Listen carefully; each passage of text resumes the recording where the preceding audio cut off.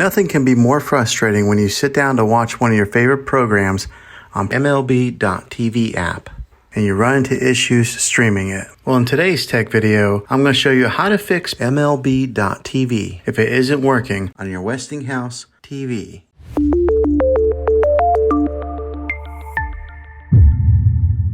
Let's see if we can fix your problems and get your MLB.TV back up and running as quickly as possible. The first one, it's the easiest one to try, and that is to unplug your TV from the wall outlet and wait 60 seconds. Now don't be impatient here, wait the whole 60 seconds, then plug it back in. This is very different from turning your TV on and off with your remote control. This is what we call a hard reset of your TV, so make sure you do this method. If that doesn't work, then find your router that is giving you Wi-Fi and unplug the power to that for 60 seconds. Then plug it back in. If it fixes it, great. If not, let's go ahead and move on to the next method. Try deleting MLB.TV on your TV. Go to wherever the apps are located on your system and remove the app altogether. Then reinstall MLB.TV again. After you reinstall it, you might have to log back in with all of your credentials, but hopefully this will work. And if that doesn't work, then I recommend buying an affordable Roku stick, Fire Stick, or Apple TV 4K and plug that into your TV and use that as your main streaming player. And you'll be able to access MLB.TV. I'll put links in the description down below of where you can get one. Well, hopefully this video was helpful for you.